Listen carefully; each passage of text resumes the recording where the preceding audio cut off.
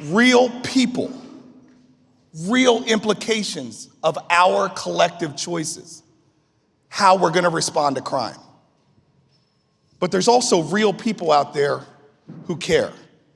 Real people out there who have excelled in their life, and rather than focus on just themselves, they choose to dedicate their life to lift others up. Lift others up who may not have anybody else to do that. Our next speaker is someone who I call my little brother, who is the executive director of Black Men at Penn, who I met a couple years ago when we did an initiative around young men of color. After President Obama announced his My Brother's Keeper initiative, we replicated that here and we called it A Time to Lead. And as soon as Chad heard about that, he called me up. And this is a Penn-educated, the smartest brother I ever heard in my life. I hope you guys have your dictionary with you, because I'll need it. And he came into that room, the event we had, and he just blew us all away. In 5 minutes, he gave us a cohesive history lesson and a message and left us with hope that we could each individually have an impact on a child who needs it. So it's my honor to introduce my friend, my little brother, Chad Dion Lassiter.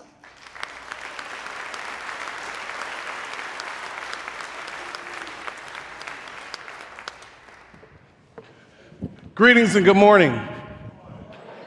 I start with the Socratic question that is rooted in the philosophy of Socrates that asks the profound question, how did we become so well adjusted to injustice? How did we become so well adjusted to injustice as it relates to children who have a parent that's incarcerated? We all have heard of the African proverb that's been articulated that verbalizes it takes a village to raise a child. The reality is that it takes a healthy village to raise a healthy child, and our villages are not healthy. Children who have parents or a parent that's incarcerated are not to be blamed for what Doug Massey calls American apartheid.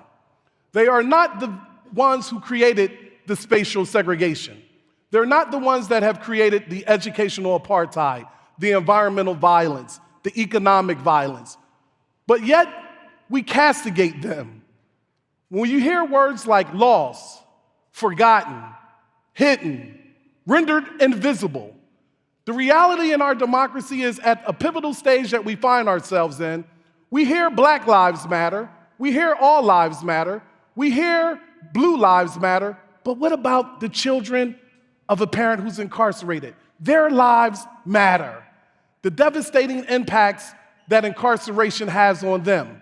We're talking about challenges around delinquency, challenges around truancy. We see the profound challenges around separation anxiety, abandonment issues.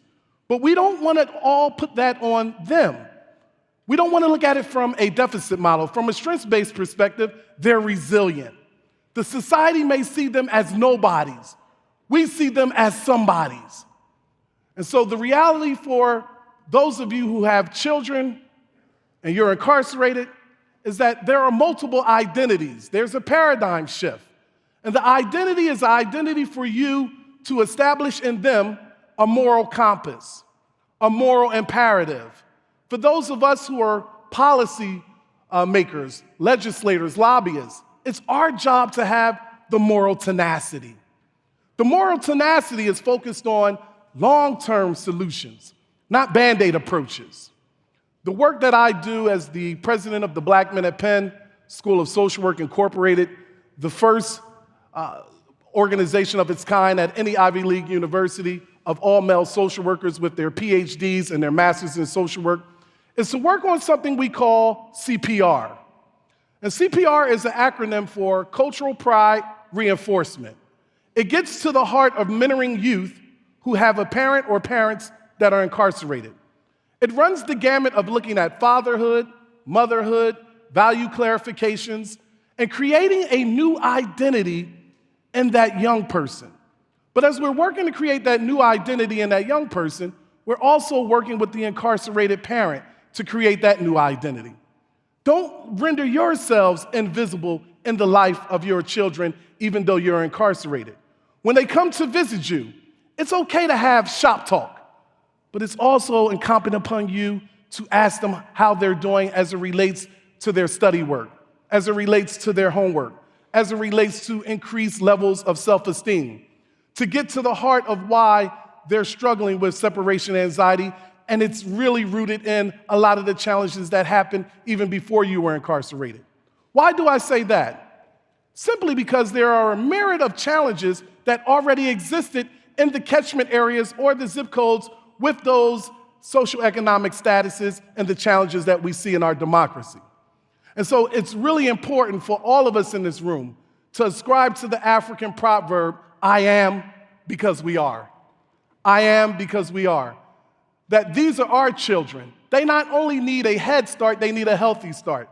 They not only need a high five, they also need a hug, given permission that we can enter into that space to hug them. But beyond the touchy-feely, tiptoe through the tulips, the we shall overcome, and the kumbaya, they need policy. They need policy that's going to be generated to say that life is not either or. Either you're an incarcerated person and you're bad. Life is, in fact, both and. You can both be incarcerated and we can create a new identity for you as you're incarcerated. So when we're looking at some of the challenges, we're looking at being pushed out, dropping out of school, there's another side that we need to look at, and that's from a strengths-based perspective. Factors of resiliency, that children who have a parent or parents that are incarcerated are resilient. And you heard verbalized early that we want them to look at themselves and break through the paradigm shift of people who draw lines in the sand, create boxes, and put them in. The social stigma and the stereotypes that occur. Some of the devastating impacts of not having a parent there when you're taking a test, some of the anxiety, or when you're filling out the FAFSA form for college. And college is something that we want to promote. Whether it's 2-year, whether it's 4-year, we have to see them along the lines of being neurosurgeons, being social workers, being doctors, being educators, being social justice agents. The great Dr. Martin Luther King once articulated, we all are great. We all are great because we all can serve. He said, if you're going to sweep streets, sweep them like Michelangelo painted the Sistine Chapel.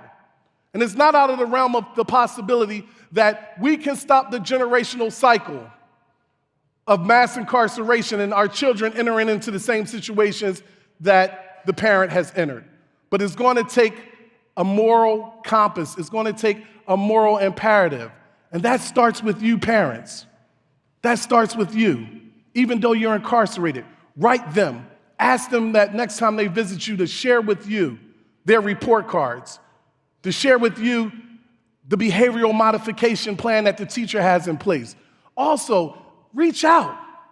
Reach out to those services that are within the confines of your prison if it relates to better parenting skills, better parenting techniques. I'm often reminded of an acronym for the word family.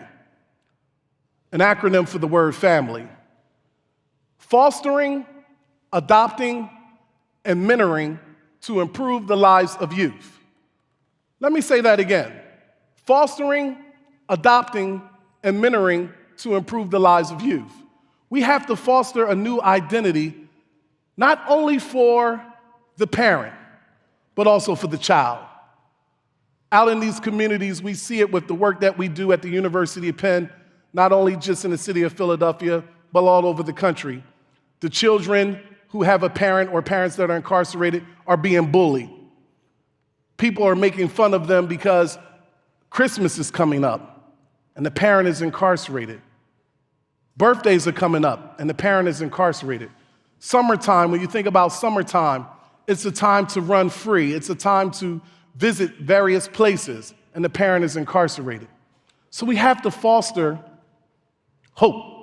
We have to foster a different reality.